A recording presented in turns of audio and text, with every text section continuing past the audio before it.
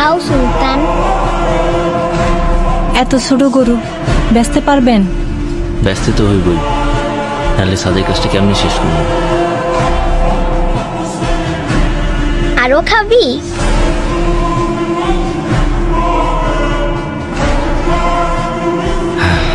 বাজান, তুমি সুলতানরে নিয়ে কই যাও?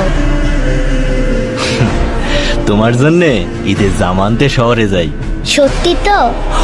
আমার জন্য লাল জামা নিয়ে আইবা। আজ জামা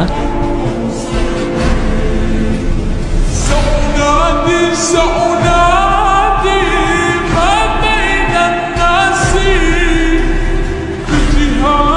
بجهادي ولهيب حماسي سأنادي ভাই এইটাই না ছোট গরু ছোট পিকাবে। ما بين الناس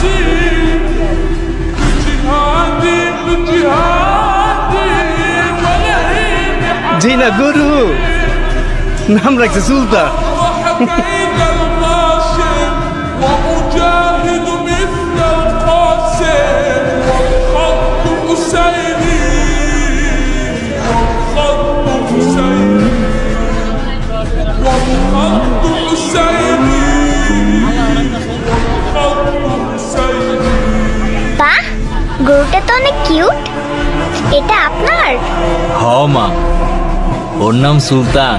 ওই হাসান সাহেব আসছে। হাটের বড় গরুটা কোন দিকে? সুলতান, সুন্দর নাম তো। হাটের সবচেয়ে বড় গরুটা হাসান সাহেবের হওয়া চাই। ভাই ওইটাই বড় গরু। ও এটাই, তাহলে এটাই নেব। হ্যাঁ দেখো। কিচ্ছু করবো না ধরো। হাই সুলতান। সাবধানে দেখো। বাবা, হ্যাঁ? এবার আমরা সুলতানকেই নিব।